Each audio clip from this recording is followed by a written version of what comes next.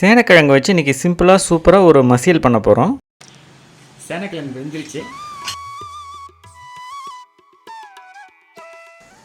மஞ்சத்தூள், உப்பு, புளி இது எல்லாத்தையும் போட்டு நம்ம வேக வச்சிட்டோம். இந்த தண்ணியை நம்ம வடிச்சுக்கணும். அப்போ தான் நமனப்பு தன்மை போகும். மசியல்ங்கிறதுனால இதில் நல்லா மசிச்சு விட்டுக்கலாம்.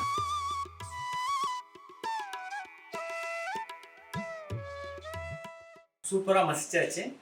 நம்ம எப்போவுமே உருளைக்கிழங்கு, மரவள்ளிக்கிழங்கு, சக்கரவள்ளிக்கிழங்கு இதே தான் நம்ம திரும்ப திரும்ப பயன்படுத்திக்கிட்டு இருக்கோம். நம்ம அதிகமாக பயன்படுத்தாத கிழங்கு அப்படின்னு பார்த்தீங்கன்னா இந்த சேனக்கிழங்கு.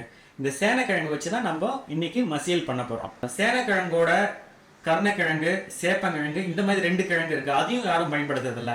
ஸோ இது மாதிரி நம்மளோட பாரம்பரியமான நம்ம லோக்கலாக கிடைக்கக்கூடிய இந்த மாதிரி கிழங்குகளை பயன்படுத்தும் போது பார்த்தீங்கன்னா நமக்கு ஆரோக்கியம் கூடும்.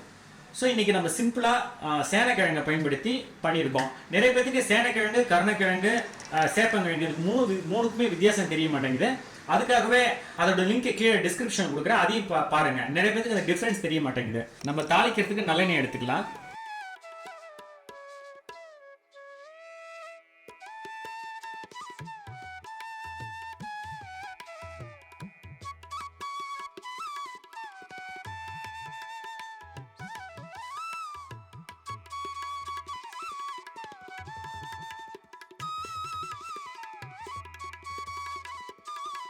இந்த மசியலுக்கு ரொம்ப முக்கியமானது பார்த்தீங்கன்னா புளியும் ப்ளஸ் துருவி வச்ச தேங்காயும், இது 2 தான் டேஸ்ட்டு கொடுக்க போகிறது. மற்றபடி நம்ம பேசிக்காக எல்லா சீசனிங்கும் பண்ணிட்டோம். வாங்க இப்போ புளியை கரைச்சி ஊற்றிக்கலாம்.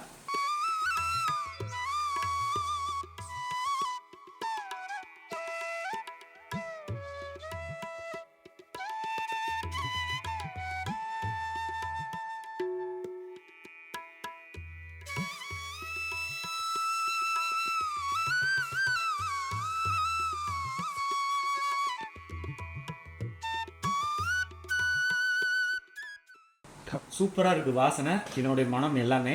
இதில் முக்கியமான விஷயம் கவனிக்க வேண்டியது என்னென்னு பார்த்தீங்கன்னா, நம்ம புளி சேர்க்கறதுனால இதை நீங்கள் செய்யும் போது இரும்பில் செய்யக்கூடாது. இரும்பும் புளியும் ரியாக்ட் ஆகக்கூடியது. அது முக்கியமான ஒரு விஷயம். ஸ்டெயின்லெஸ் ஸ்டீல் இல்லை, நீங்கள் மண் பானையில் செய்யலாம்.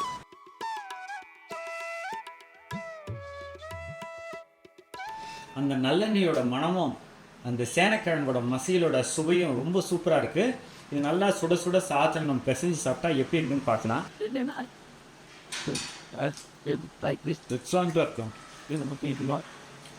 அந்த புளிப்பு, அந்த தேங்காய் பூ எல்லாமே சூப்பராக இருக்குது. இது நல்லா நீங்கள் சுட சுட சாதத்தில் போட்டு சாப்பிட்டா சூப்பராக இருக்கும்.